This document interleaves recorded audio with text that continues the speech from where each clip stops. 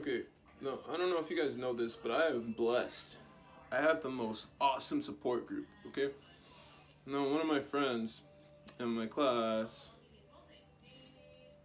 he wants me to do a description on his birth chart. His name's Kurt, aka Phoenix, and I think he's really cool. And he's done a lot in his life that's really inspiring, you know?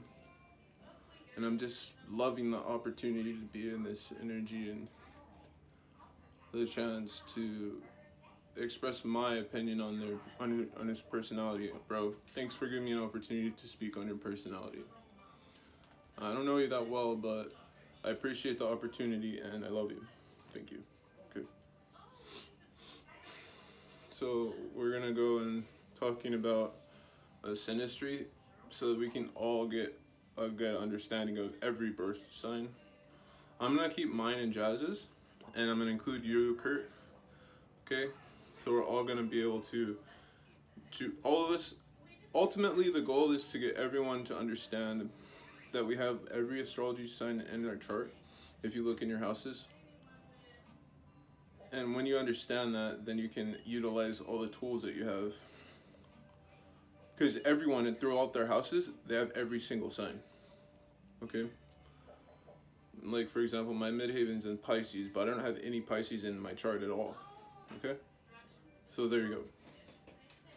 And your rising's also from your houses. But anyways, irrelevant. Okay, here we go. So my friend's sun, Kurt's sun is in Scorpio. My sun is in Scorpio. Jazz is in Taurus. So you guys can imagine the duality there is pretty cool. It's a chill energy, give and take kind of vibe there. Okay? Not bad. Very, very relaxed. Smooth. Like you hit that cigarette. No, if you smoke. Anyway. No. Anyways. Okay. Drink that beer. No. Anyway. So, Scorpio's suns. Risings. Kurt's rising is in Scorpio. Jazz and mine are in Gemini.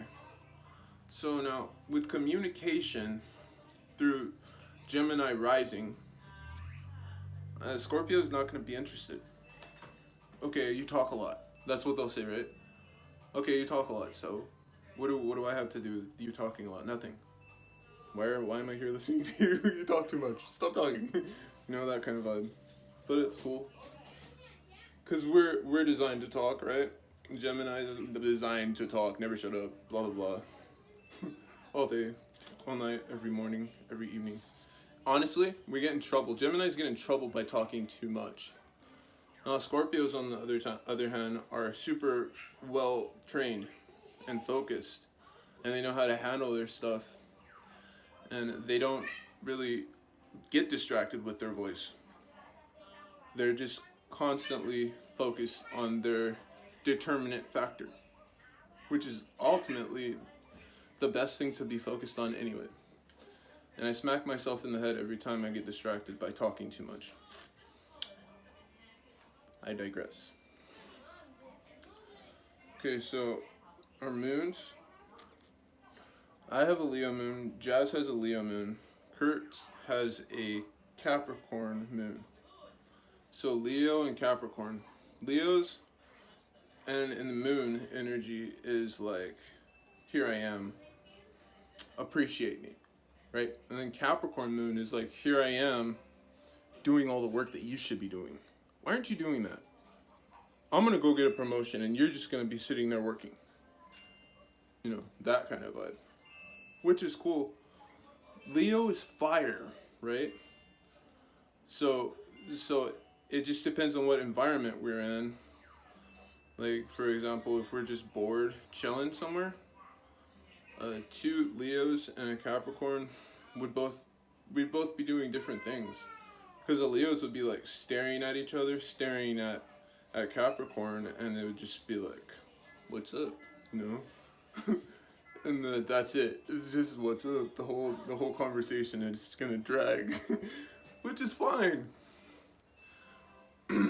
Because there's other determinant factors in the communication. Okay? That's my favorite knowledge. That's my favorite thing. There are always more determinant factors than just one factor in a communication. It makes life more fun. So, next we have Mercury, right? No. Yeah, we have Mercury next. Jazz's Mercury is in Taurus. Kurt's Mercury is in Scorpio. And my Mercury is in Libra. Okay, so how would you guys determine that communication between Kurt's and my wife and Jazz? Since Jazz has Taurus and Mercury and Kurt's has Scorpio and Mercury, the communication should be spot on, right? It would. It would literally be spot on because Jazz has a tendency to be laid back with communicating. And I'm sure Kurt has a tendency to be laid back whenever he feels like it. And he can be upfront when he feels like it. And that makes the Taurus Mercury more excitable because they can chill and they can not chill. Now Libra, on the other hand, my Mercury is really fast-paced, constantly moving and speaking and saying stuff and bugging and making people frustrated. But it's fun, and then there's an accumulation of balance. You understand? So there's a completely different duality there. We're on two different playing fields. They're happy on theirs, I'm happy on mine. There's a bunch of people on mine, there's a bunch of people on theirs. We're both accumulated together in a society, enjoying each other's presence. And it's a blessing. Mercury's beautiful. And it's a beautiful planet to create communicative energy. Especially for Taurus and Scorpio and Mercury. Okay. Next we have Venus. My Venus is in Libra. Kurt's Venus is also in Libra. And Jazz's Venus is in Pisces.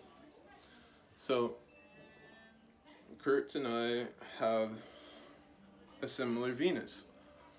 So we have a tendency to be able to communicate and balance each other out. So I mentioned this idea of doing Synastry with a bunch of people, and I got volunteers. And my brother happened to be one. And I'm super duper grateful. Super duper grateful, man. Thank you. And Jazz is Pisces Venus. So she's neither here or there. She's either wherever she wants to be or nowhere at all. Which is her blessing. Because she's already experienced every type of interaction in existence. And she's just chilling. You know? So she can be whatever she wants. Which is cool. Mars. Jazz is Pisces, which is chill, right? Kurt's is Gemini, and I'm Aries. So we're good at communicating, especially in Mars. So I have a passion. This is my passion here. I'm expressing my passion to everyone here, right? So prayerfully, my friend is going to drop me some comments, you know, telling me how I did with his personality. I'd really greatly super duper appreciate that. If you don't, cool, man. I just hope you have an awesome day. And I hope that this reaches you and that you develop an understanding of yourself better. Because that's all this goal is, really. Realistically, my only goal right now is to help everyone to have a better understanding of themselves. And my friend, you're a very good communicator when you get excited, and I love that. So yeah, man. Give me some of that fire, bro. Tell me what you think. Let's duke it out. In the comments. I'm just kidding. But yeah. Anyways, then Joss's Mars is in Pisces, so she's a really beautiful communicator. But she's not going to communicate as much as we would if we had something to do. You understand? Because Mars is an initiator. It's the spark. It's the spark which created existence. Okay, so Jupiter, planet of growth, financial gain, luck. My Jupiter is in Gemini, right? And Kurt's is in Leo, which is very cool. And Jazz's is in Cancer. So Cancer supports, Leo exudes. exudes confidence. And then abundance proceeds through them. Effortless, right? And Gemini absorbs and then creates like an orb of energy and mental capacity and shares it, right? Okay. They all have their own meaning, their own purpose, but everything gets done eventually, and that's why we're all grateful for it, for that energy type. Okay. So for me, financial gain comes through me communicating it. For Kurt's, financial gain comes through him exuding it. And for Jazz, financial gain comes from nurturing, which would explain why I have 4 kids. Okay, lastly but not least, we have Saturn. Okay? My Saturn's in Sag. Jazz's Saturn's in Capricorn, Kurt's Saturn's is in Capricorn. So they're literally in their home energy right now, especially because of the date. We are in Saturn Capricorn right now. And Saturn is a planet ruled by Capricorn. So you guys have that double positive going right now for work.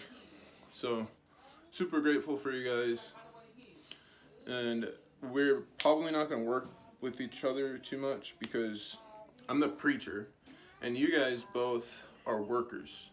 So as I'm preaching, you guys are doing something really important and you guys are going to tell me to shut up and then I'm going to want to be fiery, you know, and that doesn't work.